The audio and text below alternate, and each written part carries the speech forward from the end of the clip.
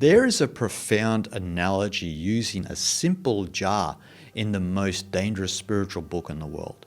Let's find out why this jar analogy is so profound.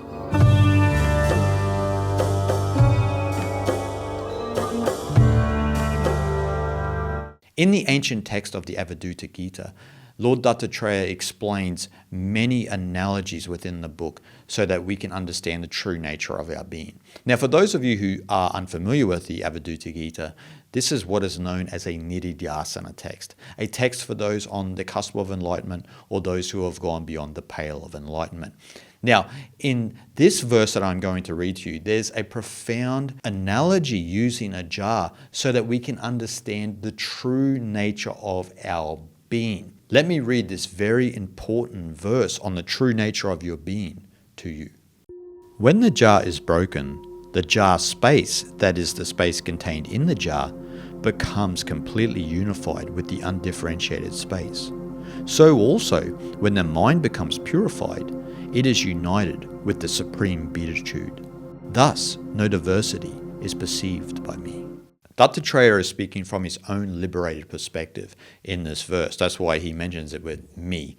But he's not speaking as an individual. He's not speaking as an ego, a persona, what in Sanskrit we call jiva. He has transcended all of that. This is, again, the problems with sometimes translating Sanskrit into English. But if you understand the text, you won't be too perturbed by me in this verse.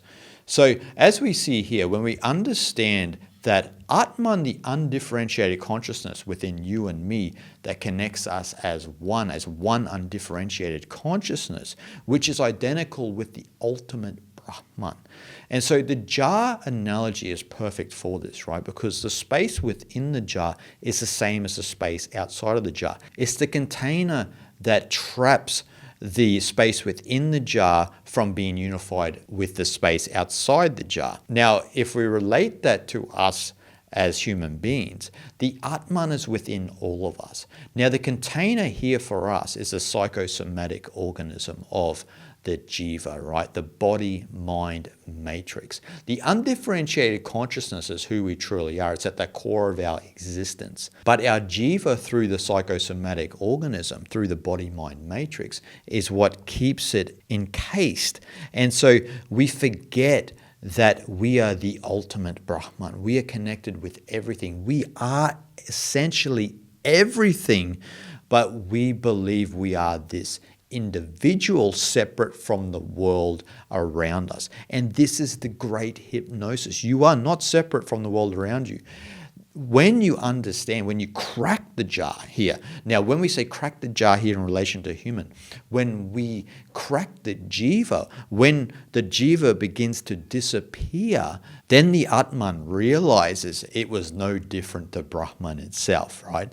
This is why the great Mahavakya of Aham Brahmasmi says, I am Brahman. But the proper translation is, I am Brahman without the I. That means the jar has completely cracked open and you have merged or reunified with your true nature. See, merge again implies a type of separation. You were never separate from Brahman. It's just this illusion that we've built within our mind. It's a subjective viewpoint where we measure the world up into this and that according to our conditioning, which is the illusion of Maya, the illusion of measurement. Now, this is what eclipses the true nature of our being. That's what contributes to the jar of the jiva. And so the more we understand that the space within ourselves is identical with the space outside of ourselves, then we will begin to thin the layers away of the jiva so that we can truly merge with Brahman itself.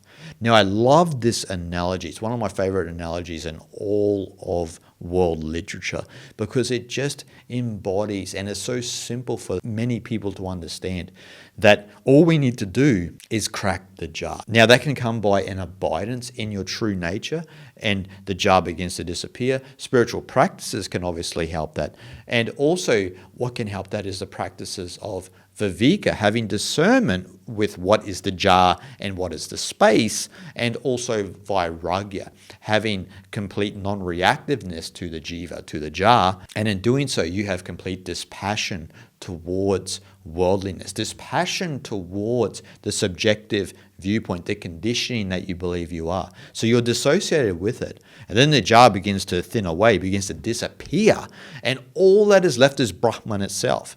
That's when you can claim Aham Brahmasmi. I am Brahman without the I, and I have never been the jar.